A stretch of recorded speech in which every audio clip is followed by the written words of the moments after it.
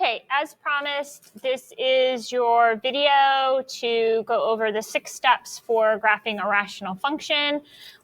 These are the 6 steps that I'll expect you to use for all the rational functions we do, as well as for the assignments that ask you to do.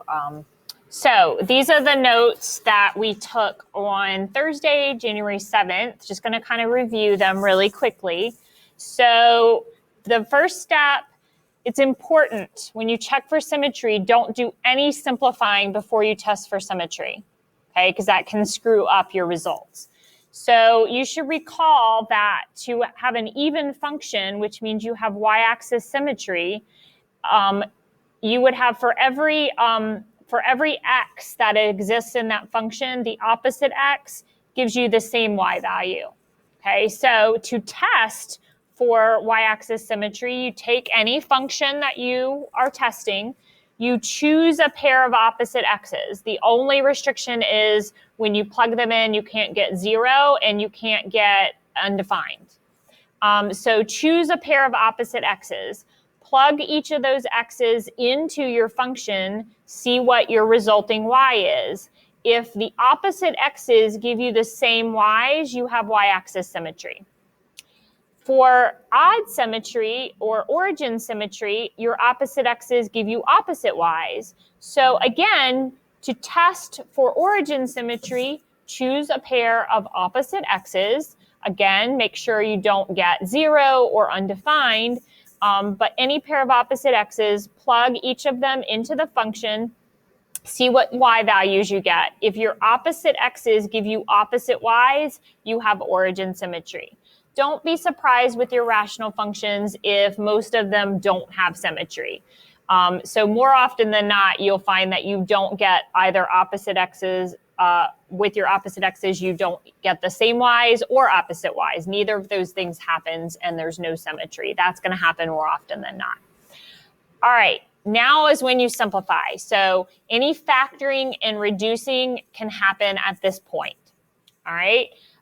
So to find your vertical asymptotes, it's all about the denominator. It's the zeros of the denominator. So if you can factor your denominator, factor it and set the factors equal to 0 to get your vertical asymptotes. You can have multiple vertical asymptotes.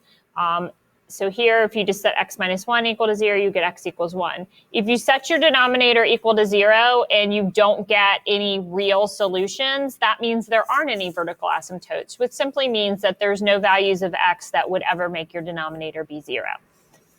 If you can factor and reduce instead of a vertical asymptote, that creates a hole. So my resulting function gives me one vertical asymptote at x equals -7, and then where I reduce creates the hole. To find the exact location of the hole, take the reduced function, that's the function you're going to use for all the remaining steps, substitute where that hole is in. So if the hole is at x equals 3, I'm going to put 3 in for both the x's, and that will give me the y coordinate of the location of the hole. For your horizontal asymptotes, that's step 3. Again, if you have reduced, you should be using that simplified function. So we're going to use our limit to infinity rules to determine horizontal asymptotes. If it is a rule number 1, where the degree of the numerator is smaller than the degree of the denominator, your horizontal asymptote is just at 0. If it's a rule number 2 of limits to infinity, where the degree of the numerator and the denominator are equal, you just reduced those two terms, and that gives you your horizontal asymptote. Gets a little more complicated if it's a rule 3 for limit to infinity, where the degree of the numerator is greater than the degree of the denominator. In that case, you do not have a horizontal asymptote. You have a slant or oblique asymptote, and you will use long division. So I would do the numerator divided by the denominator, and that would tell me what my slant asymptote is. You just want to long divide, and then you ignore any remainder. So in this case, I'm only using this part up here, and my slant asymptote is at the line y equals 3x plus 3. Step number 4 is where you determine if your horizontal or slant asymptote gets crossed. You can never cross a vertical asymptote, but you can cross a horizontal or oblique asymptote. In order to determine that, you set your function equal to the equation of that horizontal or slant asymptote and solve.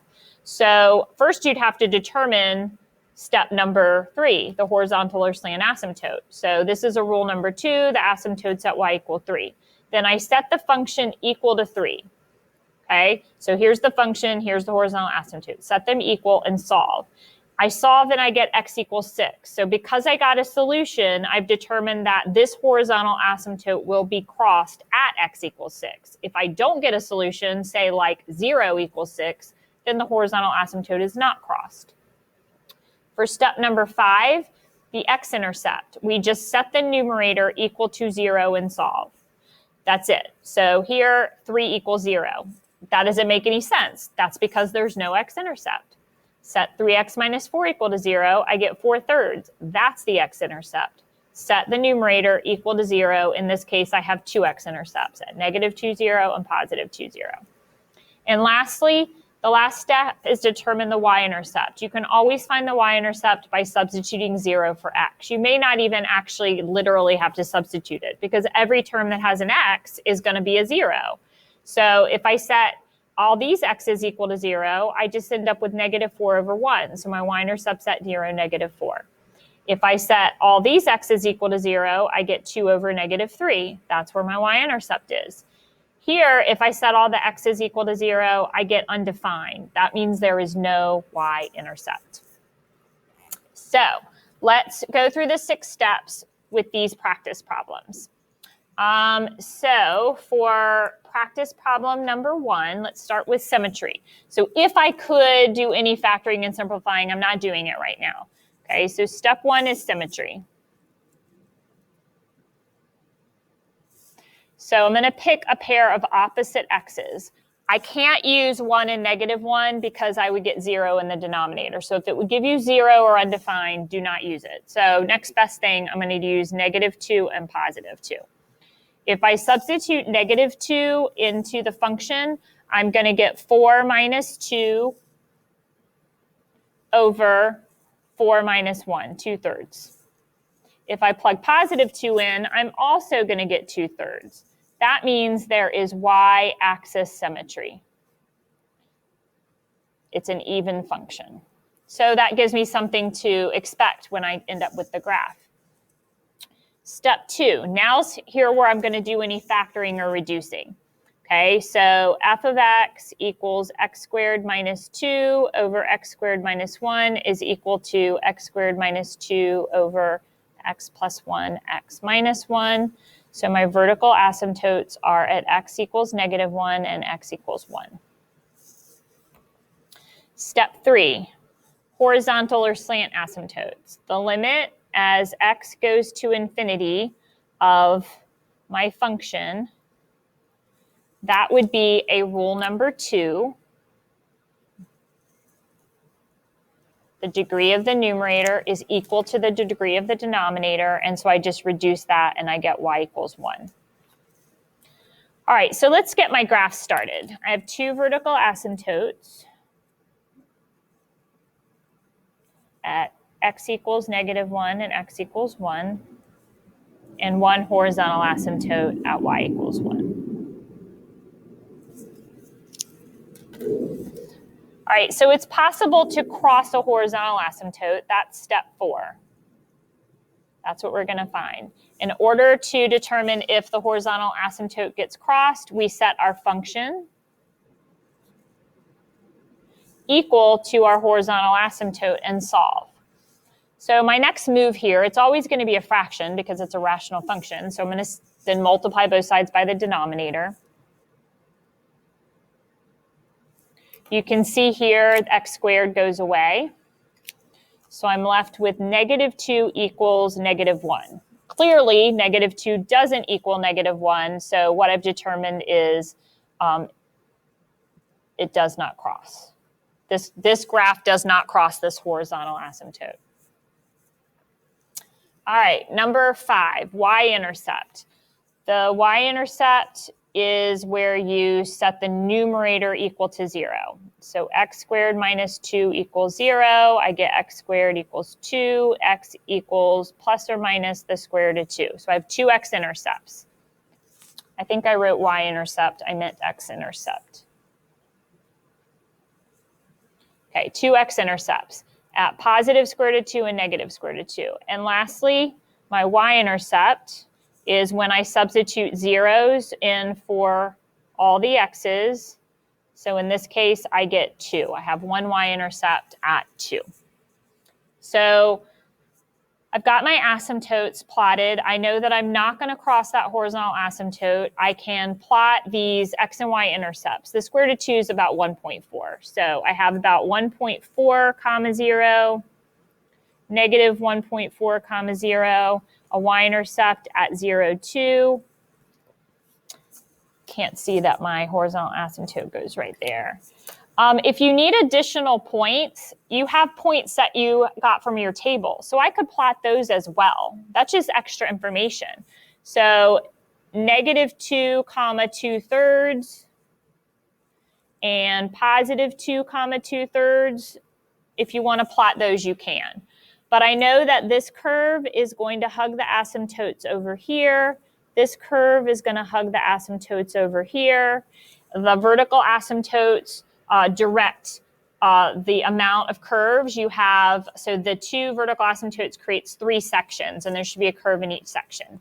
So I had this one point that I found between the two vertical asymptotes. Because I also determined that the horizontal asymptote does not get crossed, I know that this is more of a parabolic shape than a cubic shape. If I had found that the horizontal asymptote got crossed, then I would expect more of a cubic shape between the two vertical asymptotes. And you can always create a bigger table and plug in some more x values to be more specific with that exact shape or where more points show up. All right, let's do example 2. So again, you want to start with symmetry. Do not do any simplifying when you check for symmetry.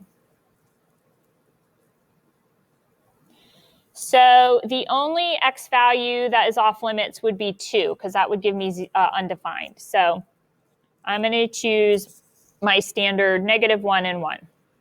If I plug -1 in, I get 2 plus 5 is 7 plus 5 is 12 over -3, and that gives me -4. If I plug 1 in, I get 2 minus 5, which is -3, plus 5 is 2 over -1 or -2. So because my opposite x's did not give me the same y's or opposite y's, there is no symmetry. You're going to get that more often than not. Step 2. Now here's where any factoring and reducing can happen. You can't actually factor anything or reduce anything. Just remember, if you could factor, you'd want to do that and see if you could reduce, because that would determine if there were any holes versus vertical asymptotes. So vertical asymptotes, we are going to just set the denominator equal to 0, and we get x equals 2. Horizontal or slant asymptote. So this function, 2x squared minus 5x plus 5 over x minus 2. If we do a limit as x goes to infinity for that function, this would be a rule number 3, because the degree of the numerator is bigger than the degree of the denominator. That means we need long division. It's not going to be a horizontal asymptote. It's going to be a slant asymptote. So 2x squared minus 5x plus 5 divided by x minus 2. Okay, x goes into 2x squared 2x times. So then multiply 2x times x minus 2. Get 2x squared minus 4x. Subtract. So -5x minus -4x is really -5x plus 4x. That's -x. Bring down the 5. And then x goes into -x, -1 times. Multiply the -1 times x minus 2. I get -x plus 2. And when I subtract, I get 3. This is a remainder. I'm going to ignore the remainder.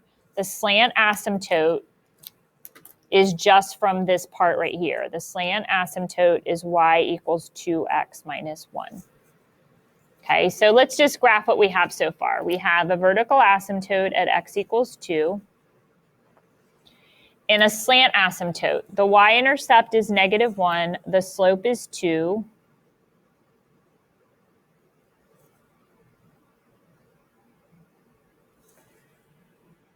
So you just kind of plot that line, and that is your slant asymptote instead of a horizontal asymptote. All right, so let's see if the slant asymptote gets crossed.